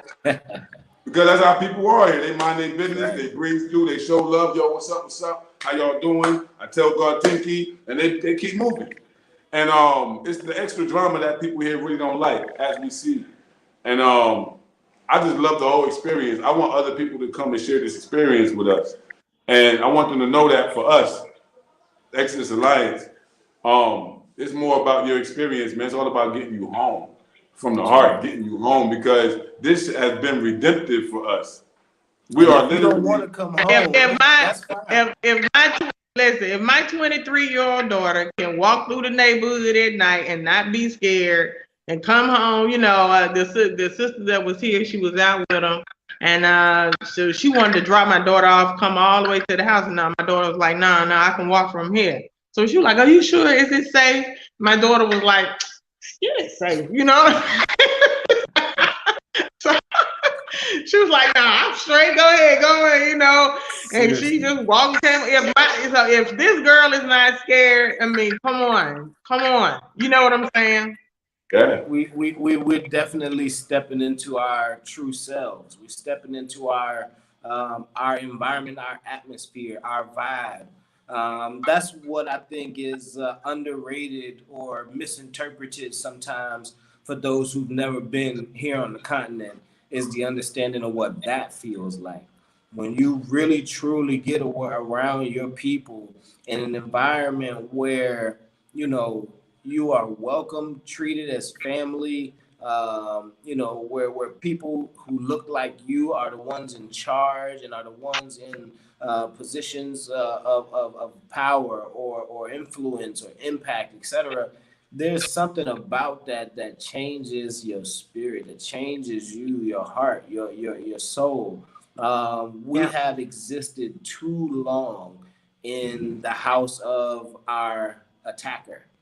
You know, absolutely, we've existed too long in the house of just the boiling pot of mess, right? The stew that we come from. We have a trauma in our past that sometimes we don't even know exists within us. Yeah. You know, they talk about in Islam, there's a way that you kill your meat. We call it halal. And one of the things that halal is for is that the meat shouldn't be killed in fear. Because if it is killed in fear, then that fear exists in its blood, in its muscles, in its body. And then when you eat that, you internalize that meat's fear. The energy, the energy transferring. And we have that thing too. And it's in all of us every day. We don't even know. We think we're okay sometimes, but our blood, our meat, our body, our soul is full of trauma. And we go about our day with the defense set up already, right? Somebody bump into you, hey, you know, somebody say, what you say, you know, we have the police stop you, what you want, why you want me, right? We have this thing on us. When you come home, you shed that. That thing. Let me give you out of you. Let me give you an example. This one of my sorority sisters gave this example the other night when we were out. She said, you know, in the States, you if you see a police car behind you, you have panic attack. You know, so we were explaining this to some Ghanaian sisters, you know, and you know, they were like, what? You know, so it's like, yeah, if you see police lights or if you see a police car, it's like you automatically, it's like fear. You just get fierce. You know, are they going to stop me? Are they going to say anything to me? Anything, you know, but here in Ghana, even though we see police officers, there's police checkpoints everywhere, you don't feel any type of fear. That it's something, it's like, it's nothing. You don't feel any type of way to see these brothers, you know, walking around in a police car. It doesn't affect you in any kind of way. But in the United States, you see a police car, it's automatic anxiety. It don't matter who you are. You know what about the United States? It don't matter who you are. Once you got this complexion and this woolly hair and these features, it don't matter where you from. It don't matter where you going. Once you driving while black, you are taking a risk with your life. And so that's the concept that we need to cultivate. That puts you into a Pan-African situation. That makes like, yo, brother from Nigeria. It don't matter if you're from Nigeria. If they see you driving, they're gonna harass you too. Hey, brother from Cameroon. If they see you, bro, it ain't gonna matter if you speak French or British. They ain't gonna care about that. It doesn't matter. It doesn't matter if you're rich, super rich, uber rich, middle class. It doesn't matter. It doesn't matter because we've seen plenty of our athletes and entertainers tell us how the police treated them. It doesn't matter. It don't matter at all. We see it every day. And one thing that you see here on the continent, even though it's often pointed out the disparity between the rich and the poor here on the continent, one thing that I've witnessed and one thing that I love about here is no matter whether you're rich or poor here, respect still stands as respect. Oh, yeah. You can see a beggar on the corner approach a rich man in a Range Rover, and he won't shoo her or curse her or get out of here. You will never see that. There's still that respect. There's still that social responsibility. It's culture. You have children here. You have children here that live on the streets, right? They call them street children. They've been made a topic of conversation in news here for years, right? They study in school. Their parents send them from rural, isolated villages to the cities, and these kids literally live on the streets, go to school, and the community essentially takes care of them. In the richest neighborhoods in this country, you have children on the streets living, but they're not poor, right? Yeah. These kids are well fed. They're well. Yeah, they ain't gang banging. They're looked after. They're respected. They're protected. Right? That is something that you never see in America. In a rich neighborhood, if a beggar even walked up to your neighborhood front gate, your security guard going to run them off, kick them, you know, instead of call the police on, you know. We don't, if a beggar even stumbles into a plaza or a mall or a commercial center, they're going to call the police. You got to go. We don't do that. But here, no matter your, you know, financial level, respect still stands. You are still my brother. If you're the age of my mother, then you are my mother. Right? Yeah. If you're the age of my child, then you are my child. Yeah, if you're the age of my brother, you are my brother. And that's how people handle each other. And that's how we have to learn to handle each other if we want to have that collective growth as a people. I think that's a big part of the Sankofa process. You know, Sankofa has a process of not repatriation, but getting us back on track culturally as African descended people all around the world. Being colonized, being enslaved, all of that was processing. Boom, boom, it was transforming us fundamentally from within. And they can change the law, they can take off the chains, but what happened within, we never changed that. We have to change that. That's the challenge. And just putting yourself out of that environment and putting yourself into a natural African environment where that part of living still exists. You know, when I was younger, I'm only 41, man. I'm born in '79. But when I was young, I caught what was last of the golden age of the Black American community. Because by 85, 86, the same people that I used to look up to, they was getting hit with crack. You know what I mean? My big cousins, they was going to prison, 16, 17. They going to prison for selling drugs. What the hell? This is my cousin. You know? Yeah. And so it destroyed the social, economic, family system. Yeah. Every household got hit. I don't care who you are. Even if you did the right thing, you know what I mean? You was an athlete, you was intellectual, you went to college, you went to the military. You might have been 1 out of 15. It's the point now where the average Black American can count 5 to 10 people that they know that have been murdered. Some have been relatives, and most have been by Black hands. Now, if that ain't insanity, when people shoot themselves in the heads, we say that person is crazy. And so we see this as a cultural thing. It's a cultural thing. That's a phenomenon. Look at the music. They dripping all crazy, pulling up. That's what it has become for our generation over there. This is a rescue mission. You don't gotta feel like a savior. You know, a firefighter is not feeling like a messiah. They're trying to save a life. They're trying to rescue you. You know what I'm saying? It's the difference. And our people, they typically don't even understand that they need that kind of experience. So when you do come back, you go to Sierra Leone, you go to Ghana, you go anywhere you want to go in Africa. Know that Africa is the only place in the world where you can experience Africa as it is. And so this is our healing center. If you can get back to the continent for a month, a year, I swear to God, your life will change. It will change just for a month, a year. Just because you will have opportunity to breathe, be able to walk around. You know what I mean? You don't got to drive. You got drivers. You all right, man. You don't got to know nothing. That relaxation, you can get it in the Caribbeans, but the Caribbeans ain't Africa. You ain't going to get the culture. You ain't going to get the culture. I'm telling you, that's spirituality. What we call spirituality. That's culture, y'all. Mm-hmm. That's culture. Don't ever let your religion from your culture. That's right. I did a show earlier today, and I would love for everybody to go watch it. I had a brother and a sister come over today, and we were talking about some of these exact same things, how being in Africa, really you go through a detox emotionally, psychologically, physically, everything. And it's like a cleansing. And I would like everybody to go check that out. We were talking also about the importance of getting you some land on the continent of Africa. Thanks. Listen, get you some land, guys. I'm telling you. The brother that we had on so far, he's assisted 40 people in getting land. Sister Kusua in one particular area, she's helped 15 in the area where she's getting ready to build.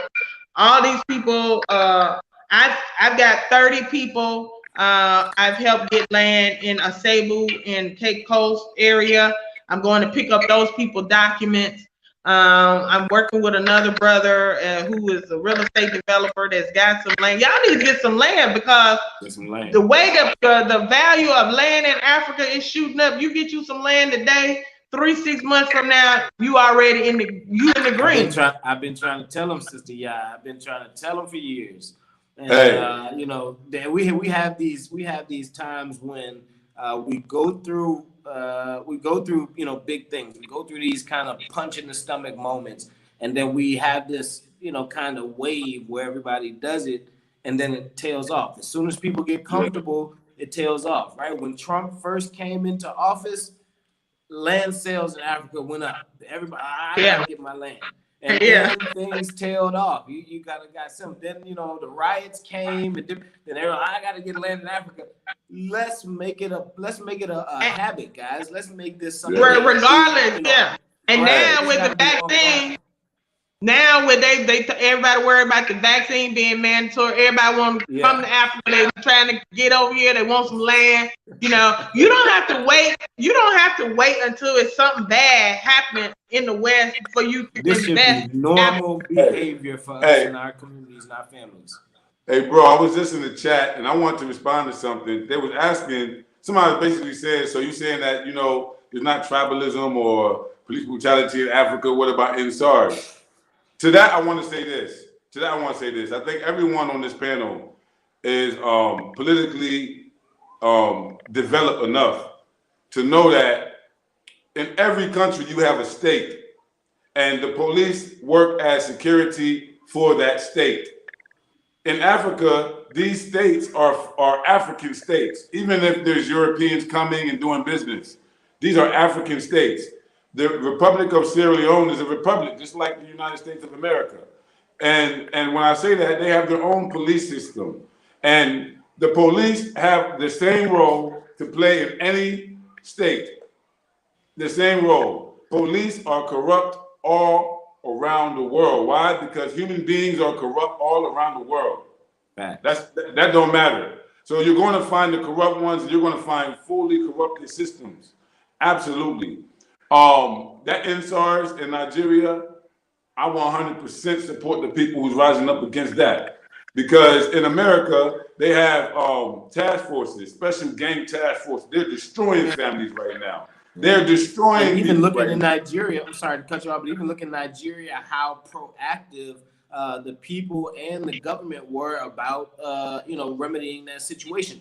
We don't even see that kind of response when we rise up in the U.S., which is supposed to be the democratic. That's exactly what I was going to say. They say Nigeria is supposed to be one of the most corrupt countries in the world.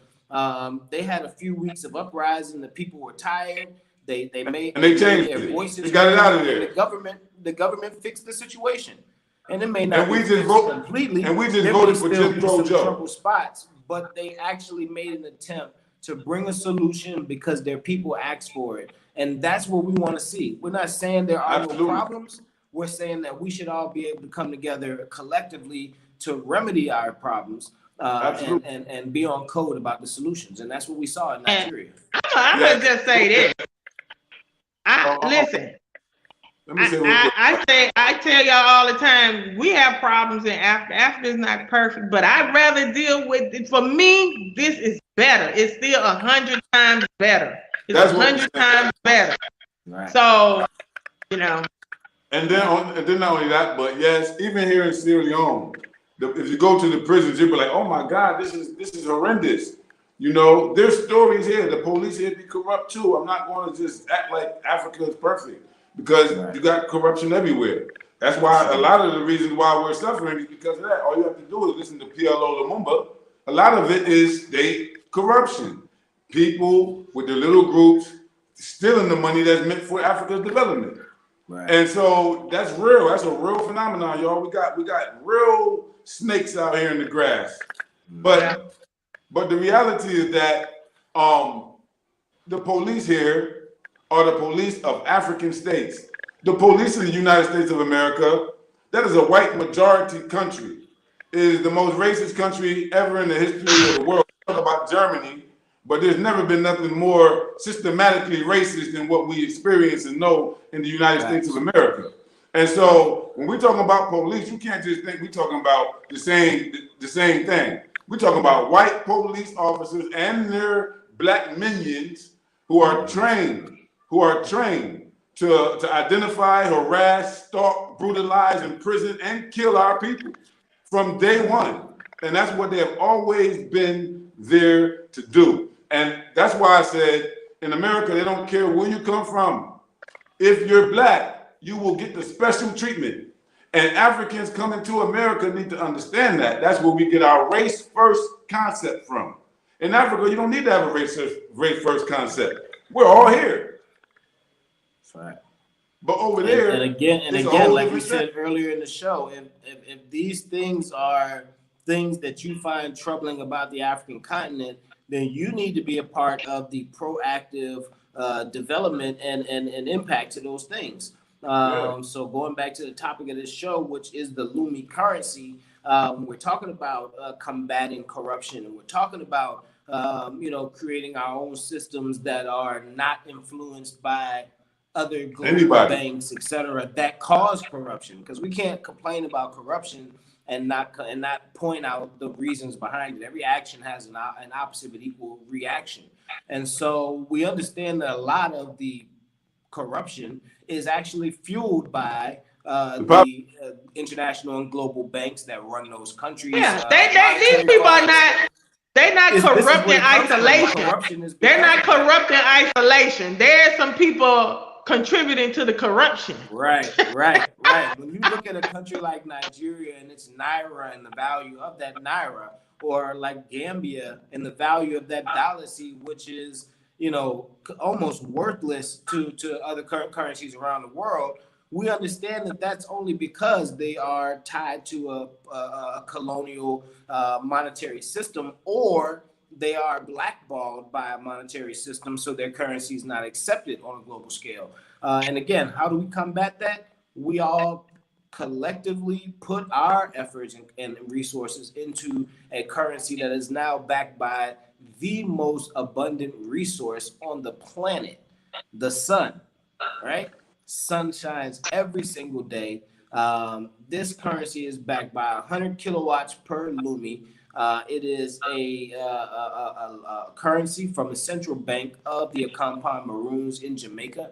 It is a currency that is making efforts against climate change, and a currency that is giving a stimulus package to Africans and members of the diaspora for the next 3 years. They're giving you free money. All you have to do is sign up and then use it, trade it, barter it. Make it available. Save it, hold it, save it. That's what I'm doing. I'm collecting mine for the next 3 years, and I'm just gonna let it stack up. And by that time, I expect to see mass adoption around the world, and then I can start using it. That's right. That's what time it is. That's what time it is.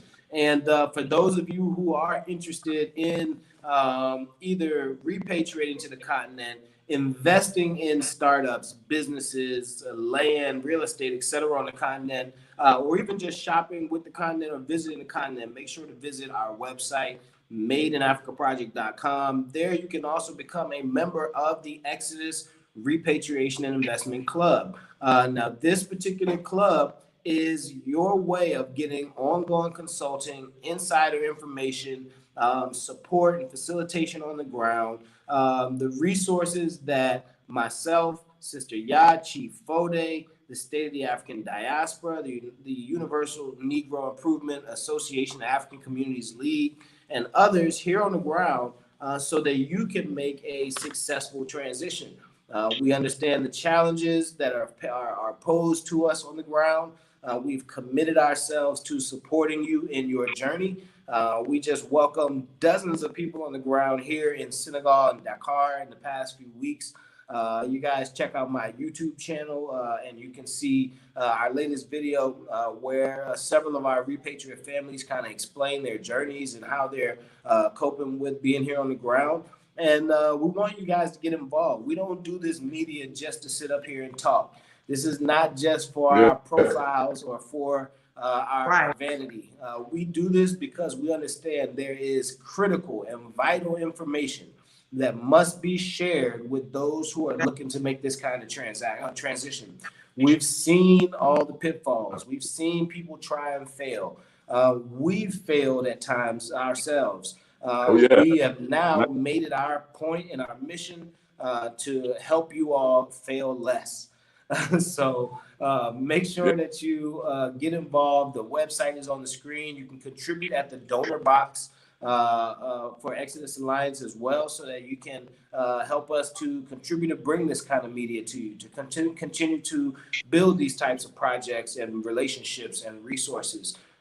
We need you all, and we understand that you all need us and the support that we can provide. Let's continue to build. Sister Yaa, Chief Foday. Yeah, absolutely, man. Thanks again for a wonderful thing. I'm sorry. I just want to say thanks again, guys. This has been a wonderful and informative show, as always. And thank everybody for coming in and joining us again this week. Please register for your LUMI. Get everybody in your family that's eligible to sign up. Tell all your friends, everybody. Spread the word, guys. This is our time. That's right. That's right. That's right. It's our time. So everybody out there plugging in, absolutely great show today. I learned more than what I expected to learn. The LUMI seems to be clearly a path forward for many of our people.